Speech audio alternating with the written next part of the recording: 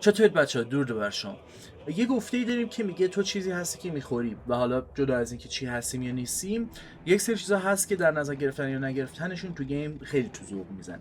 مثلا من ترجیح میدم اگه غذا تو گیمی هست، جدا از اینکه توی یه لولی تاثیرگذار باشه، یه دقتی توش وجود داشته باشه.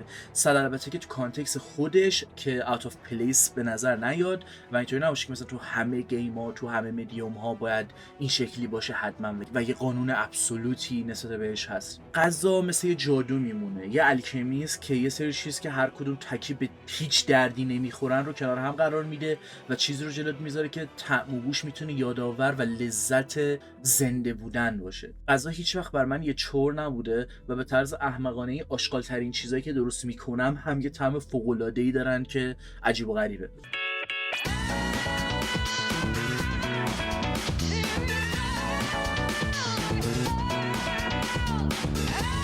اصلا نکته اینه یک سری جاها ما برای تعریف از چیزی اون رو به یک غذا تشبیه میکنیم. توی این ویدیو صحبت من آیدل گیمی مثل کوکی کلیکر یا حتی اصلا مستقیم گیم آشپزی نیست مثل کوکی ماما یا اوورکوکت، بلکه نقش خود اون غذاست تو ویدیو گیم که باعث میشه ملت رنگ بندی کنن و حدس بزنن کدوم غذای ویدیو گیمی خوشمزه تر. و از نقش خیلی چیزها میشه صحبت کرد، چه خود کاراکتر باشه، چه دنیا و داستانی که تاثیر میذارن رو حس اون غذا. یک سری جاها مارکتی، حتی مثلا فاینال فانتزی 15 که مستقیم تبلیغ کاپ نودل تو خودش داره. هیچ تو تمام وسایل کمپینگ تا بشقاب غذا برای یه برنده که به طرز جالبی بیشترین بخش فاینال فانتزی 15 همون کمپینگه، پس احتمالاً تو تبلیغشون موفق بودن در اصل. خود من یه چنلی رو دنبال میکنم و به نظرم باید بهش اشاره کنم حتما بر چندین ساله که کل محتواشون تراین توییته و به غذاهای انیمی یا ویدیو گیمی جون میدن و یک سری غذای ساده وقتی طرف حس میکنه از فلان گیم اومده انگار طعم متفاوتی داره که خیلی چیز جذابیه جای خودش. یعنی تو یه اسلایس پیتزا ساده است همیشه داری میخوری، ولی این بار طرف میگه این همون اسلایس پیتزا است که توی جی تی سان اندریاس و تو اینطوری که اصلا میخوری کاملا متفاوته. Baldur's Gate. Yep, this is Baldur's I Gate. love Baldur's Gate.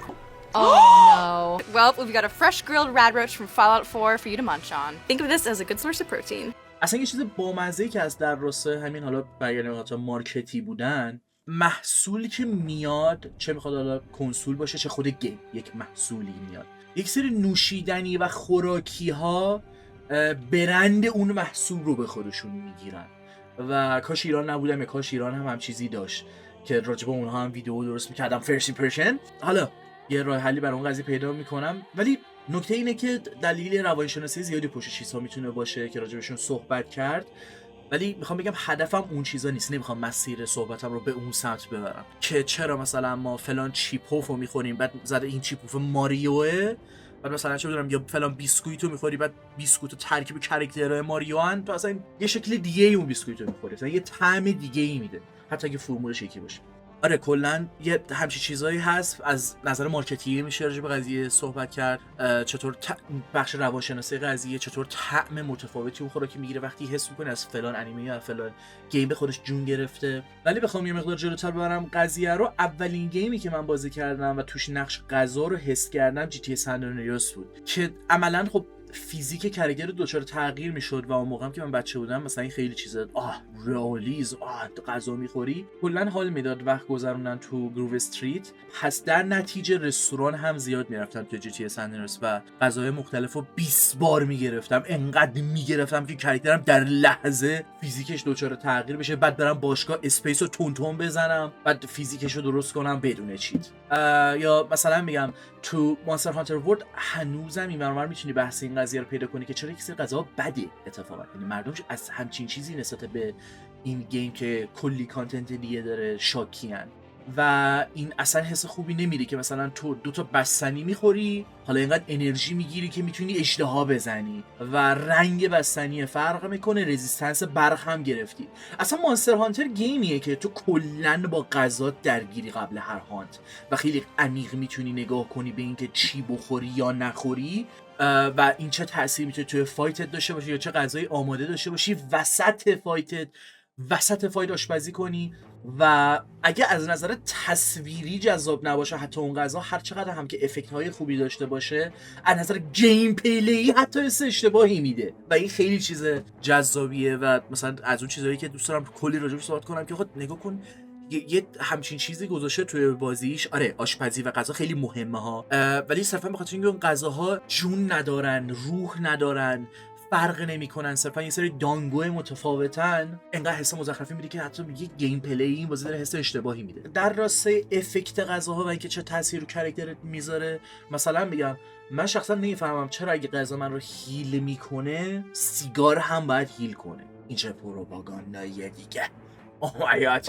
و آره میفهمم وابسته به اینکه ما به چی توجه میکنیم و اینکه ایمرسیو بودن چیه و شکل درگیری برای هر کس متفاوته، چیزها جوری دیگه تعریف میشن، اما به نسبت اون قوانینی که اون دنیا داره یهو باز هم یک سری جای منطقی نیست، چه نسبت به کاراکتر چه دنیا سیگار تو رو هیل کنه. حالا اوکی مثالهای متفاوتی میشه زد و درگیر مثالها میشه شد، ولی خب حالا مثلا میگم شخص من وقتی میبینم یه NPC هست که کلا 10 تا HP داره و 3 تا از غذایی که میفروشه به تو میده هم XP میده، هم جون تو زیاد میکنه، هم به بختت 3 تا پوینت اضافه میکنه، اصلا گیم انگار من از دنیا خودش بیرون میکشه.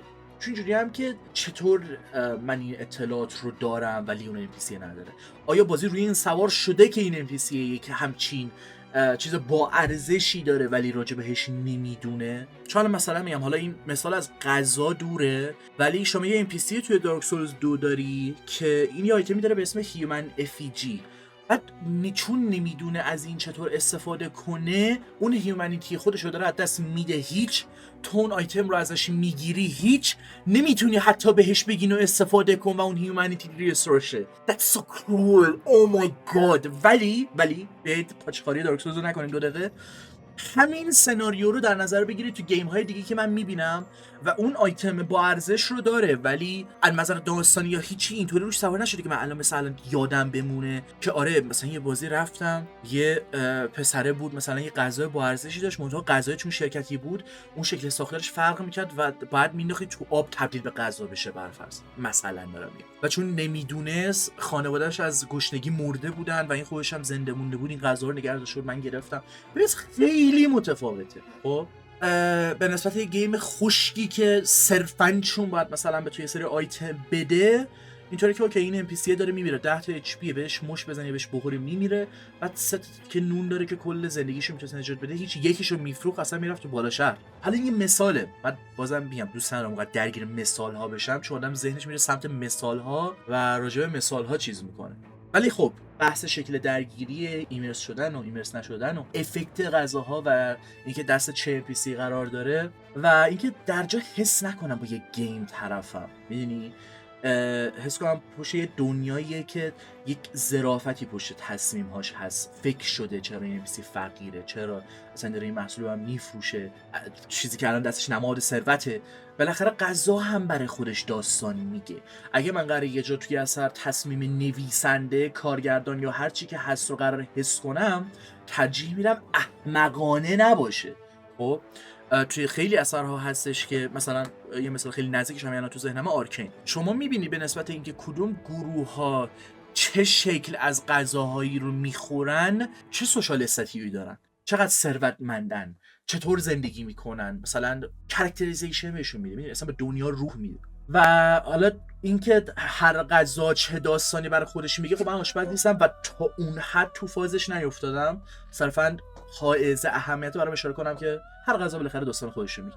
راه حل زیاد میشه داد برای فیکس کردن چیزها، ولی فکر نمی‌کنم این قضیه هیچ وقت فیکس بشه که چرا تو مثلا میگم پابجی رد بول خوردن 33 تا تیر رو از تو بدنم در میاره و هیل میکنه. اوکیه گیم های مختلف فرق میکنه ولی از اون چیزای ریزیه که به نظرم حائز اهمیته. و تا الان اینم بگم به هیچ وجه حرفم این نبوده و نمیخوام ببرم سمت اینکه رئالیسم چقدر خوبه و کمک میکنه و چیزها رو لذت بخش میکنه. خیر، به هیچ وجه. گفتم از همون اول گفتم هر جا نسبت به شرایط خودش یک سیچویشنال اورنسیه که هر کارگردان میتونه نسبت به اثر خودش داشته باشه و اون چیزا رو، اون چیز ریز رو که به نظر بی اهمیت میاد با ظرافت و دقت تو اثر خودش جاگذاری کنه. وابسته به ژانر بازی تاثیر غذا میتونه متفاوت باشه و به شدت هاردکور کنه قضیه رو. مثلا توی بازی سروایوال اینطوریه که شما غذا رو میخوری، بعد تشنج میشه، بعد آب میخوری، سم داشته، حالا بعد اینسانیتی و هزار تا چیز دیگه رو هندل کنی. نه تنها بر من آزاردهنده است، بلکه غذایی که خوردی ویتامین دی هم نداشته. پس سریع اوکیش کن پسر جون، که واقعا از بخش نیست. والا بقا تو زندگی واقعی هم خیلی راحت تره و حالا نباشه هم خب همینجا دارم برای بقا تلاش میکنم دیگه، چه کاری.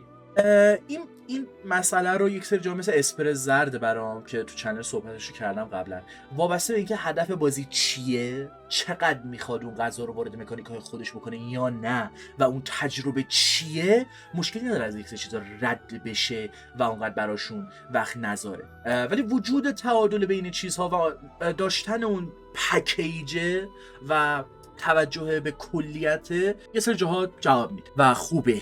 نه اینکه مثلا بگیم اوکی این گیم مثلا هکن اسلش، تنها چیزی که نیاز داره گیم پلی، اول گیم پلی بعد همه چی. آره اول گیم پلی ها، ولی خب حتی اگه کسی متوجه یک سری چیزا هم نشه، توی لول ناخودآگاه تجربهش رو بهتر میکنه و به خودش میاد میبینه داره راجع به هم چیز به نظر بی اهمیتی تو ویدیو گیم صحبت میکنه. پس میدونید چرا که نه. ولی میگم یه سری جاها مثل اسپرزر قبوله، چون مثلا توی بازی مثل تام رایدر اسپرزر خب خیلی احمقانه است، خیلی تو باید نبوغ بیشتری داشته باشی. ولی یه سری بازی‌ها خب هدفش اصلا اکسپلور نیست، پس یه اسپرزر بذاره تو سریع دائما در حال حرکت باشی بری به اون سمت. هنوزم راه حل خلاقانه نیست، ولی میدونید برای همین اون اسپرزر مثال میزنم، من کسی نمیدونست منطقی تر، خیلی کوتاه میخوام بگم. فکر کنم چند تا مثال زدم که چطور تو مکانیک بازی رخ نمیکنه غذا، ولی تو داستان هم حتی جالبه. مثلا همین قضیه اوت آف پلیس بودن، فرض کن توی دارک سولز رو غذا پیدا کنی، یا اینجوری که چه داستانی رو داره روایت میکنه، یعنی اصلا اینجا جاش چیه. که دقیقاً کسایی که سکی رو بازی کردن میتونن برنج رو مثال بزنن که خب به شدت چیز با ارزشی هم هست. ولی اگه تو دارک سولز الان یه جا من یه تیکه غذا بذارم، طرف پیش خودش میگه این کلید من برای ورود به یه دنیای دیگه است، نکنه باید نگه دارم جایی استفاده کنم. این چه چیز روحانیه که قرار منو وارد DLC کن. اصلا کاملا یه جور دیگه به غذا نگاه میکنه. در راستای همین داستان نمیدونم میشه مثال زد یا نه، در تلاشم الان یه سری مثال‌های مختلف بزنم که مثلا حالا جدا از اینکه تو مکانیک بازی رخ میکنه، افکت غذا تو داستان. مثلا پورتال، چون خودم حقیقتا خیلی پیگیر نشدم، پورتال رو خیلی دوست دارم ولی مثلا توی اون لیرهای خیلی عمیق پیگیر نشدم، نمیدونم شاید مثلا بک‌گراند و تاریخچه خارج از گیم هم حتی داشته باشه که ندونم، ولی اون کیک رو میخوام بگم که یهو اون کانتکست بیشتری به اثر بده اگه راجع به اون کیکه مثلا بیشتر بدونی و تاریخش، یا دو مفهومه کنتش، یا اصلا فلان دیولپر مثلا اون کیک رو دوست داشته اونو گوشه اونجا، بعد داره همچین داستانی اضافه میکنه با این کیک، تو میتونی اثر رو یه شکل دیگه کانتکستوالایز کنی، اصلا توی همین دنیا این کیک یعنی چی. و در نهایت داره این صحبت کلیه این غذا است، به شکل‌های مختلفی می‌خواستم راجع به این غذا صحبت کنم، چه توی مکانیک باشه نقشش، چه توی داستان باشه. اما این همه صحبت کردم که همه رو آماده کنم تا ویدیو رو با زلا تمام کنم، چون هیچی شاهکارتر از زلا نیست. و خب واقعا هم سیستم آشپزی کردن توش خیلی فانه، نمیتونستم بهش اشاره نکنم. تو میتونی با ترکیب کردن اون مواد لازمه یا عملاً آشغال درست کنی، یا یه چیز خیلی خوب از توش در بیاری که بعضی ما هم شانسیه، چون تو نمیدونی دقیقاً چیا رو باید کنار هم قرار بدی تا بهترین ترکیب رو به دست بیاری. یا میتونی بعد از اینکه یه سری ترکیب ها رو به دست آوردی هم شف بازی در بیاری و بگی من به افکت غذا توجه نمی کنم و میخوام شخصیت خودم و چیزی که دوست دارم توی این غذا باشه و طعم محبوب خودم رو در بیارم، که خیلی دوست داشتنی در اومده توی زلدا و خیلی دوستش دارم، برای همین نمیشه بهش اشاره کنم. تو یه منطقه برفی رو با غذایی که جلوتر درست کردی رد میکنی و حس عجیب و غریبی داره برای خودش، مخصوصا که میتونستی یه غذا درست کنی که مثلا 5 تا فلفل فقط انداختی کنار هم که اون افکت گرمای بدنت مثلا بیشتر بشه و بتونی راحت‌تر اون منطقه رو رد کنی، ولی این کارو نکردی. اینطوری بودی که من که میخوام غذا بخورم، نمیخوام صرفا فلفل بخورم که این منطقه رو رد کنم، یا چرک نیست از 3 تا فلفل میندازم. درسته که اون افکت گرمای کم میشه، ولی پلان غذای دوست داشتنی رو درست میکنم.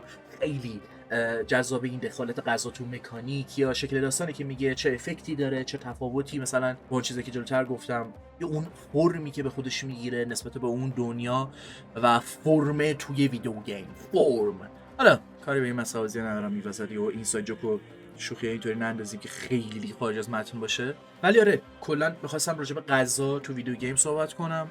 به نظرم اونقدر که باید صحبت کردم، مثال‌های مختلفی زدم، چه از اون بخش مارکتی بودن قضیه و وقتی که تو خود ویدیو گیم میاد مثل فاینال فانتزی 15، چه دنیای واقعی که غذاها برند اون گیم رو به خودشون میگیرن، چه بخش داستانی باشه، چه تأثیرش توی اون مکانیک و گیم پلی باشه و فیلینگ قضیه رو مثلا توی بازی مثل مانستر هانتر کاملا واسه عوض کنه.